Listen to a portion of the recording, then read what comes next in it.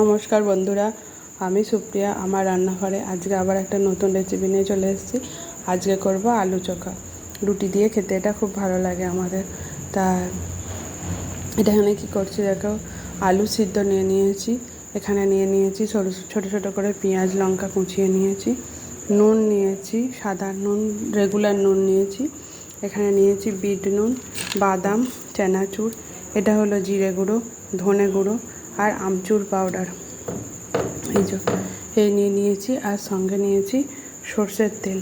এগুলো সব একসাথে মেখে আজকে রুটি দিয়ে এই রেসিপি হবে।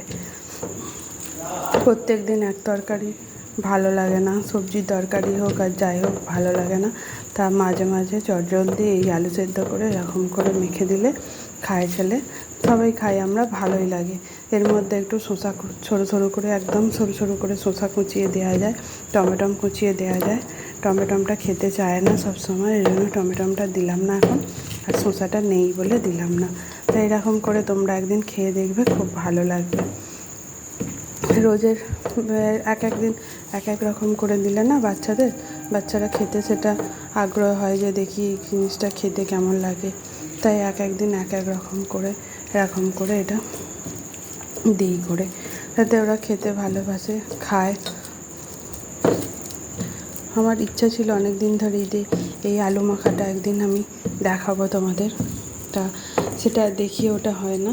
তাই আজকে করছি, আজকেই তোমাদের সঙ্গে শেয়ার করলাম এই আলু মাখাটা। এক হাতে ফোন ধরে তো, তাই দেওয়ার সময় এটা দেখানো হয়নি। এই দেখো না, মাখছি এক হাতে, অসুবিধা হচ্ছে। ঠিক আছে, এগুলো এবার সব মিশিয়ে নিই একসাথে, তারপর তোমাদের দেখাচ্ছি। এই দেখো আমার আলু মাখাটা রেডি হয়ে গেছে। এবার খাবার সার্ভ করে দিই। এই যে বুঝতে পারছো, এইভাবে এটা খেতে খুব ভালো লাগে। একদিন করে খেয়ে দেখো। আর হ্যাঁ বন্ধুরা, তোমরা আমার ভিডিওগুলো দেখে সাবস্ক্রাইব করে আবার আনফলো করে দিচ্ছ, এটা খারাপ লাগছে বন্ধুরা। আমার যদি মেনু না ভালো লেগে থাকে আমাকে বলতে পারো যে দিদি ভাই তোমার রেসিপিগুলো ভালো লাগছে না, এইভাবে করো ওইভাবে করো, কিন্তু আনফলো করে দিচ্ছ, সেটা খুব খারাপ লাগছে। তোমরা আনফলো করো না।